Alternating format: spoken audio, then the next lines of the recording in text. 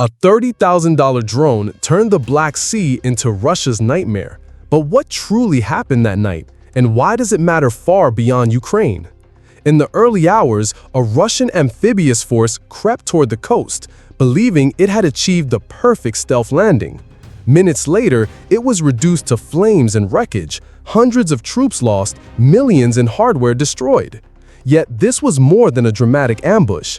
It exposed three truths: the flaws in Russia's doctrine, the ingenuity of Ukraine's battlefield innovation, and a global shift proving that modern wars are now won by minds, not might. Russia's perfect plan and why it failed. Russia's mission on that June night was clear: launch an amphibious flanking maneuver that could pressure the city of Mykolaiv and open a fresh southern front. By striking behind Ukrainian defenses, Moscow hoped to stretch Kyiv's lines, cut off reinforcements, and create a beachhead for a deeper push inland. The concept was classic military strategy: bypass the strongest points and exploit the weak spots. If successful, it could have shifted the momentum in southern Ukraine, forcing Kyiv to fight on multiple fronts at once. To the Russian command, this was not just an operation, it was a gamble designed to break Ukrainian resilience. To execute this move, Russia relied heavily on stealth and deception. 6 ferries, loaded with hundreds of elite troops, armored vehicles, and munitions, departed from Crimea under cover of darkness. Their route had been carefully mapped by Russian military intelligence, exploiting what they believed was a radar blind spot along the Black Sea coast. By slipping through this gap, the convoy could avoid early detection and land in swampy inlets east of Mykolaiv, areas Ukraine might not expect to defend. On paper, the plan seemed elegant. The ferries had been modified for low acoustic signatures and reduced radar reflection, while strict radio silence meant no chatter could betray their approach. But Russia's sense of confidence was misplaced. At its core, the operation revealed a dangerous over-reliance on electronic warfare and blind zones, assumptions that Ukraine would remain blind because satellites and traditional radar were not in position. Moscow assumed that if Western satellites weren't directly overhead, and if local radar arrays were deceived by terrain, then the mission was invisible. This doctrine of exploiting gaps made sense in the Cold War era, when reconnaissance relied on predictable orbits and bulky radar. Yet, by 2025, the battlefield had changed. Smaller, cheaper, and more persistent surveillance tools had begun to fill those gaps, and Russia either ignored or underestimated them. Another glaring flaw was the lack of redundancy. Despite carrying out what they believed to be a critical strike, the Russians launched without air cover, without drone overwatch, and without satellite confirmation of a clear path. A single reconnaissance drone orbiting overhead, or even basic naval aviation support, might have spotted Ukraine's preparations. Instead, the operation was conducted as if perfection had already been assured. This level of complacency reflected not only flawed planning, but also a rigid doctrine that discouraged questioning assumptions. The greatest failure, however, was in risk assessment. Russian planners misjudged Ukraine's ability to adapt. By 2025, Ukraine had repeatedly shown that it could repurpose legacy systems, innovate with drones, and exploit intelligence in creative ways. Yet, the Kremlin treated Ukraine as though it were still the underdog of 2014, incapable of high-tech countermeasures. This underestimation was fatal. In short, what Russia called its perfect plan was doomed from the start. It wasn't just technology that betrayed them, it was the mindset. Overconfidence, lack of redundancy, and dismissal of Ukrainian adaptability turned a bold maneuver into a catastrophic miscalculation. Ukraine's innovation, turning legacy systems into smart weapons. If Russia's downfall came from overconfidence, Ukraine's triumph came from ingenuity. At the center of this ambush was not a billion-dollar satellite or a cutting-edge fighter jet, but a modest, modified PD-2 drone. This small, unarmed UAV had been upgraded just weeks earlier with stealth coding and enhanced data link capability. It could hover silently at high altitude, using thermal sensors to map heat signatures in the night sea. Every 10 seconds, it sent encrypted bursts of real-time data back to Kyiv. Precise coordinates, movement tracking, even temperature variations. For $30,000, Ukraine had built an eye in the sky that never blinked. This breakthrough revealed something far greater.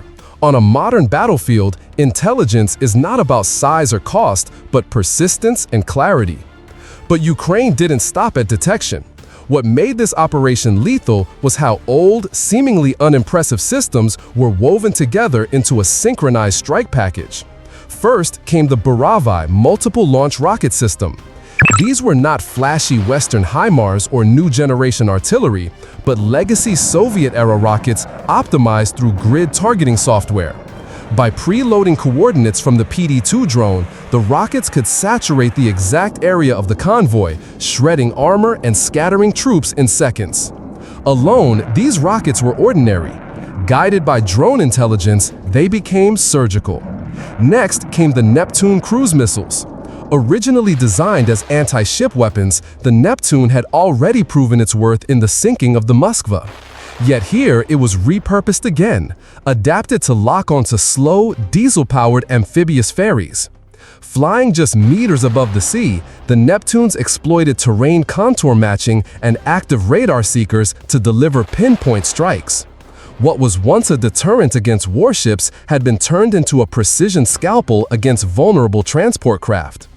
Then there was the Ram-2 kamikaze drone, perhaps the most telling example of Ukraine's battlefield creativity. Born not from a military factory, but from a converted civilian UAV platform, the Ram-2 carried a tandem warhead capable of punching through reinforced hulls. In this ambush, it struck the lead vessel's wheelhouse, crippling command and igniting secondary explosions. This was improvisation elevated to doctrine, taking what exists and bending it into a weapon fit for the moment. Together, these tools formed a kill chain that cost Ukraine less than $2 million to execute. In under 3 minutes, they destroyed over $120 million in Russian hardware, erased 24 armored vehicles, and eliminated hundreds of elite troops. The numbers speak for themselves. Every dollar invested returned catastrophic damage to the enemy. This wasn't just efficient, it was asymmetric warfare in its purest form. And crucially, it wasn't luck. Ukraine's commanders didn't stumble into opportunity. They engineered it through patience, precision, and timing. They waited until the Russians entered the acoustic shadow zone, ensuring maximum surprise. They combined weapons not for show, but for layered, coordinated destruction. In contrast to Russia's reliance on brute force, massed firepower, blind confidence, and rigid doctrine, Ukraine demonstrated that clever integration of modest assets could rewrite the battlefield. In the end, Ukraine showed the world that in modern war, innovation beats intimidation. Legacy systems, when guided by intelligence and patience, can become smarter and deadlier than the most expensive arsenal.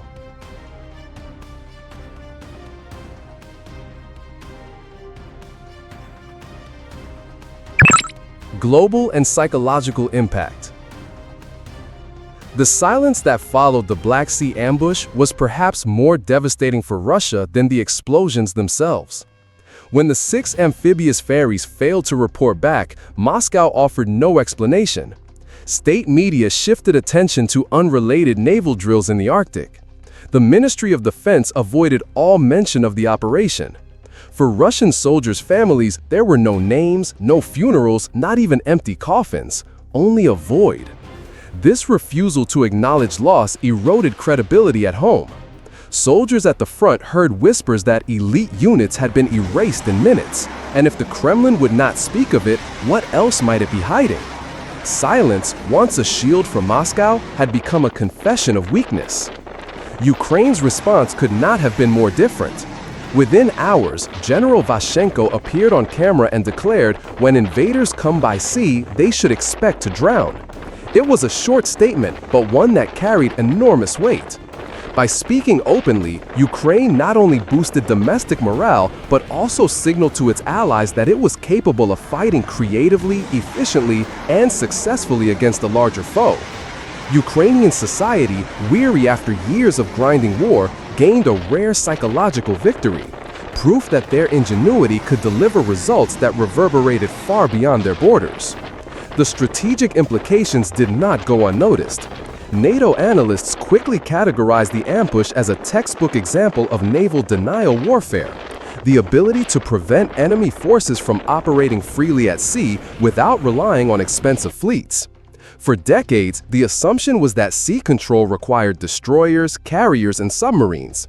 Yet here, Ukraine used a $30,000 drone, a handful of rockets, and modified missiles to shut down an entire amphibious landing. This operation is now studied not only in Brussels and Washington, but also in capitals around the world where amphibious operations are a looming threat.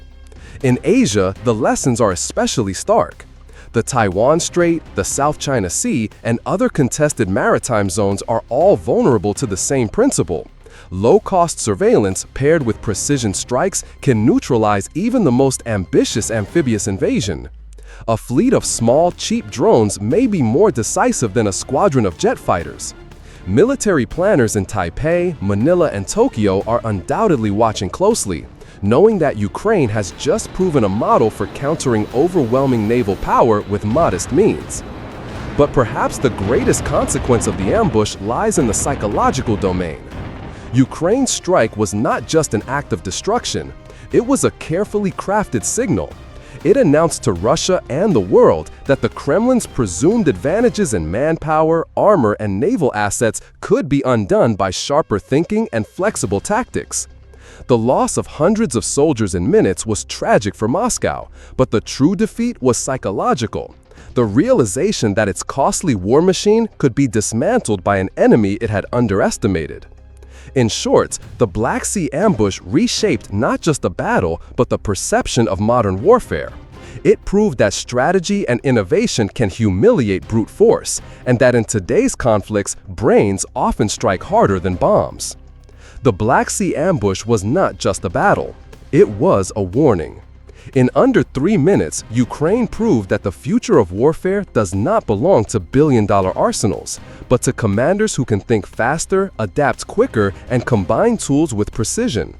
A $30,000 drone paired with patience and strategy erased an entire amphibious force worth over $120 million. So ask yourself, if $30,000 can shatter Russia's perfect plan, what does that mean for global powers that still measure strength by size alone? The wars of tomorrow may not be decided by missiles, but by minds. Which side do you think is better prepared for that future?